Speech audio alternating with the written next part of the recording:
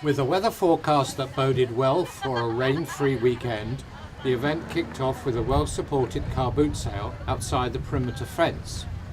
Whilst inside and out of sight, the all-important judging was well underway.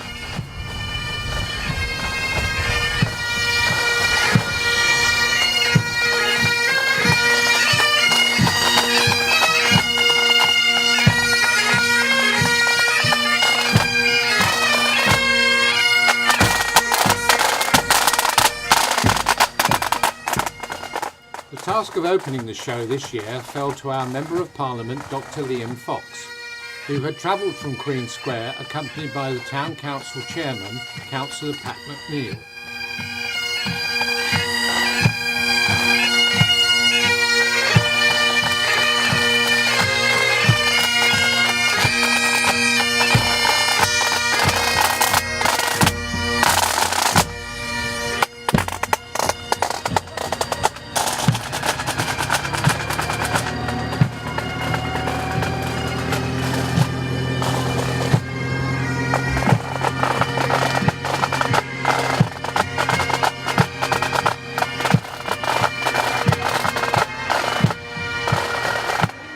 This was the 117th show to be staged by the Clevedon Horticultural Society since it was formed in 1869. In the early years, the shows were staged in the Herbert Gardens, but nowadays they need the space of the Salthouse Field to accommodate them.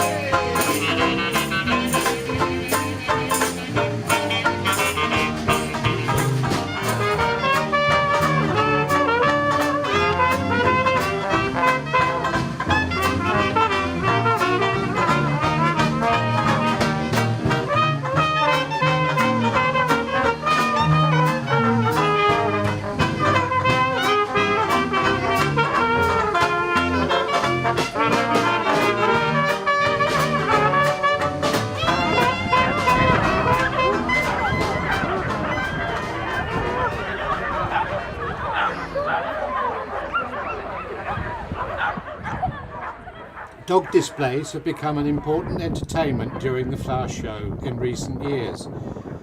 2013 was no exception.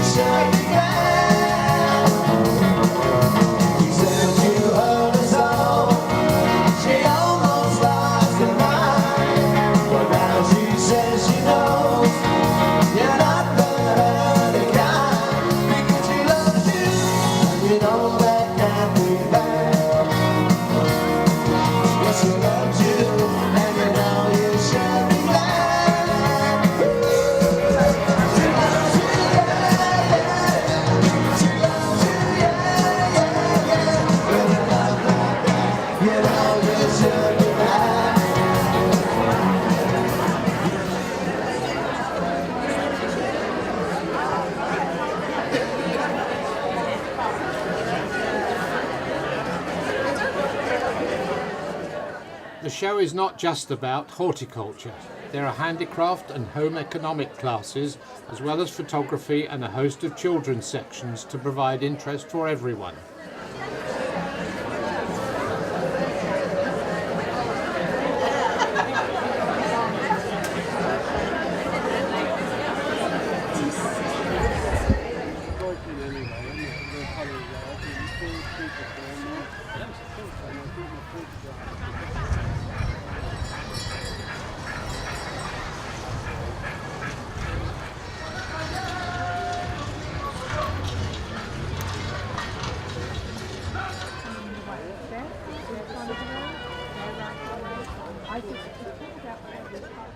And the display of classic cars is always very popular, with frequent cries of, "That one is just like my old dad's car," or "That was the very first car I ever owned," to be heard. Indeed, our own producer found a version of his first car in the collection, a car he had bought in the 1960s, around the time that the singer-songwriter Neil Diamond was penning his early songs. Listen to those hands clap. Come on!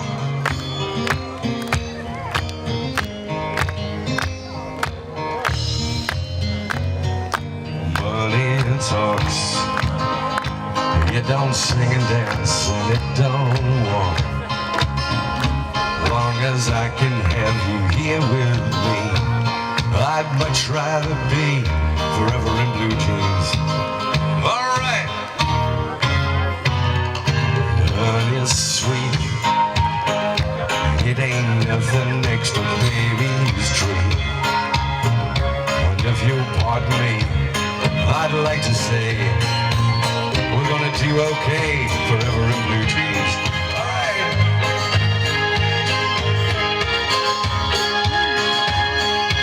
Long as I can have you here with me, I'd much rather be forever in blue jeans, babe. One more time. And if you pardon me, I'd like to say we're gonna do okay forever in blue jeans, babe. Blue jeans. Oh! Hang on, I need to find out what we're doing next. Are we all still happy then? The trophy list gives a considerable insight into the history of Clevedon itself. They bear names of companies no longer in existence, but which had their roots in the town, including Hales Cakes and Cam Gears. The trophies this year were presented by Julia Elton and her niece Lottie. Champion of Champions trophy, the Masters trophy, and it goes to Mike Shepherd. The Premier trophy for the most points in the show by a lady goes to Anne Jenkins. Who also gets the Banksia medal for the most prize money in horticultural classes. And also the Avalon trophy for the best display of flowers.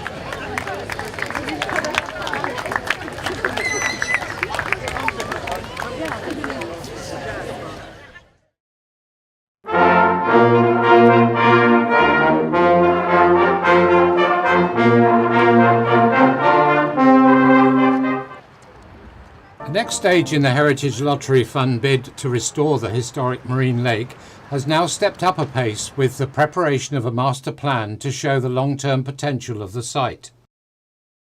A restored promenade, strengthened sea wall, diving boards, bathing huts, a paddling pool and improved access are all included in the plan, which aims to increase water sports and make the area more attractive for visitors.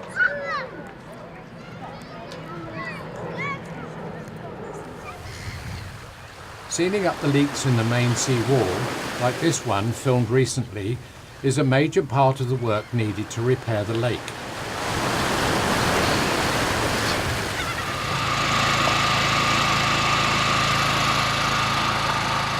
Earlier this year, a survey of the wall was undertaken, including the taking of core samples to see what the wall was actually made of.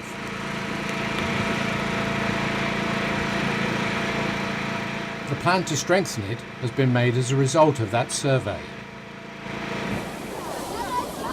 History tells us that the lake has been losing water for ages. It's said that it started leaking only 2 years after it was opened, way back in 1929. From the time it was opened, the end of the lake below Churchill has been designated as a swimming area.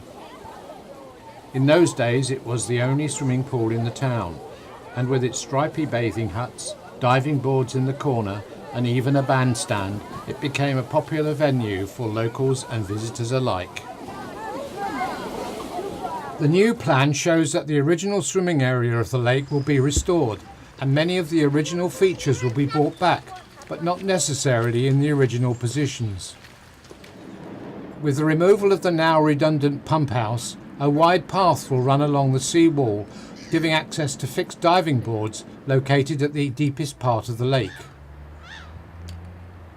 Seriously, Pincer, the world's largest crab, is coming our way, I think. A new multifunctional shelter, including a freshwater shower, will be built in the area where the old changing rooms used to be, and the promenade will be extended at water level to improve access.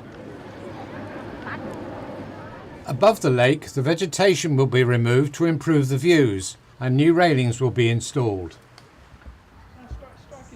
The existing smaller lake will be designated as a model boat area, and on its retaining wall 3 new pontoons will be provided for canoe training and crabbing and fishing pursuits. At the moment there are 2 paths leading down to the swimming area of the lake. The lower of these will be improved with a new ramp providing disabled access to the lower promenade, and the higher one will be turned into a viewing and picnic area.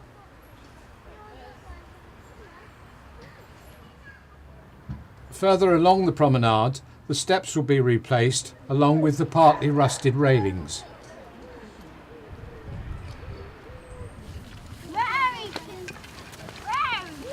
Moving down to the other end of the marine lake, the uneven lakeside paving will be replaced, and sculptured seating will be provided at the widest parts of the promenade.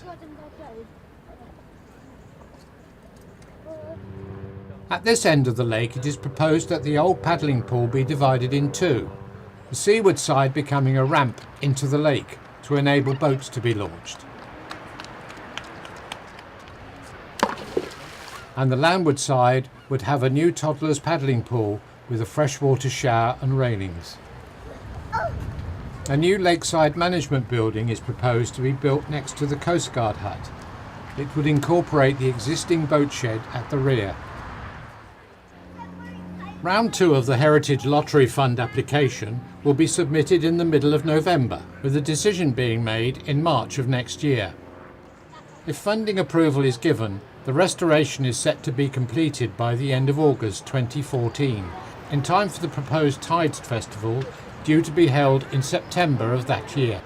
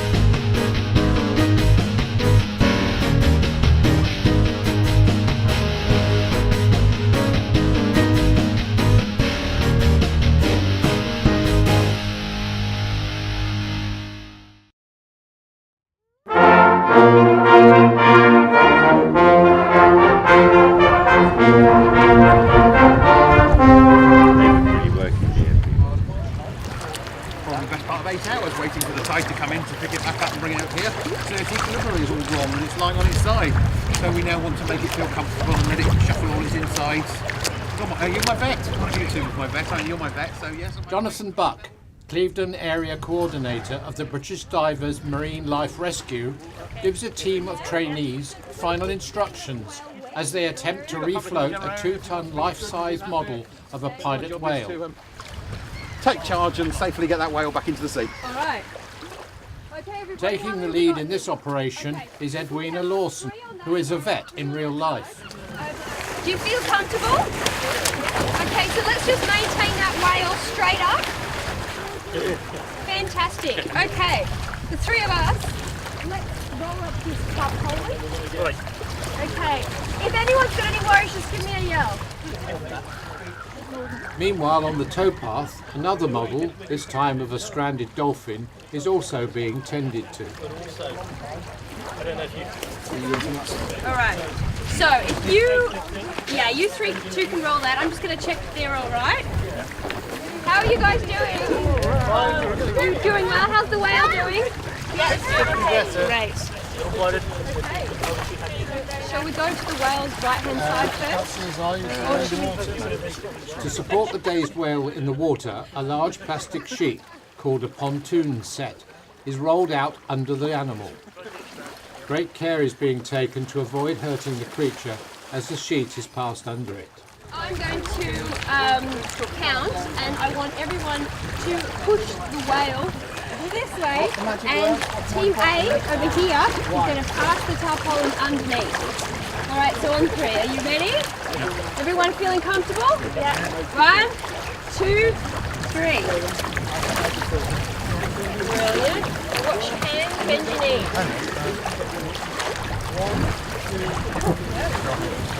I think we might be... Okay. Keep communicating with each other. If you know there's a step in front, let everybody know. Happy that there is nothing physically wrong with the animal, it's time to gently carry the dolphin back into the water. The models are filled with water and are very lifelike, and apparently it's not unusual to have members of the public offer to help as they believe that the animals are real. The team is encouraged to keep rocking the dolphin as it is carried to its release point. Meanwhile, the whale is being given a pair of buoyancy aids that are to be attached to the plastic sheet under its belly. So you're going to walk backwards down this side and then just feed it through. Having the stress reasons and keep it as little stress as possible. And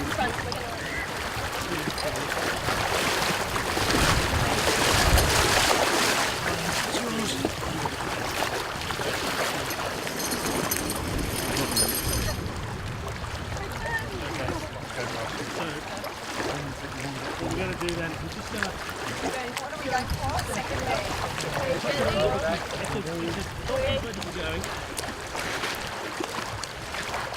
That's on top. But that's not the end. You guys have got to come in a line here. yeah, leave that. Okay. You don't want it to come back in again. So, Adrian has kindly, because he's got the gloves on already, he's kindly gone and got us a bottle of oxygen, air I should say. I use oxygen at work unfortunately, so I always say that. Straightforward diver's air, compressed air in a cylinder that we're now going to fill these up with. Because we're on a training, Adrian's opened the valve a little bit more than normal because the more you open, the more noise you make. Come on, you want to put it. Down here, Adrian. He will now fill up that one too.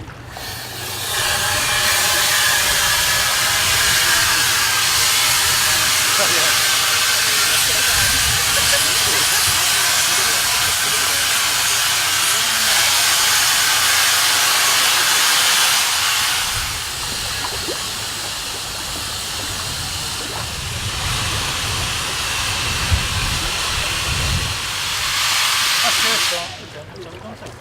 One thing you do have to be aware of, if it's a cold day and it's likely to be sunny, if it's sort of a The normal... Marine Life Rescue is a voluntary network of trained marine mammal medics who respond to call-outs from not only the general public, but also from Her Majesty's Coast Guard, the police and the RSPCA.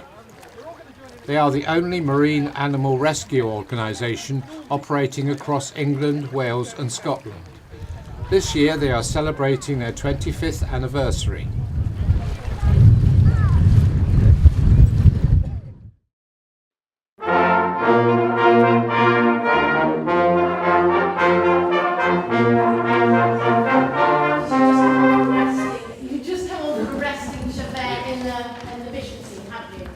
The Clevedon Light Opera Club's thriving junior section was formed 8 years ago.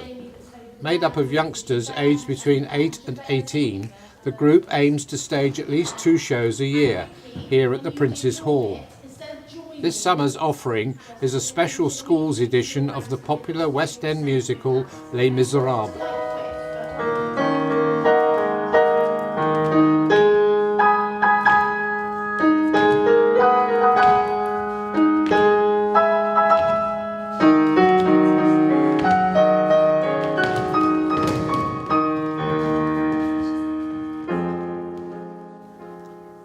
Les Misérables is based on the novel of the same name by the French poet and playwright Victor Hugo and takes place during the revolutionary period in 19th century France, where a group of young idealists make their last stand at a street barricade.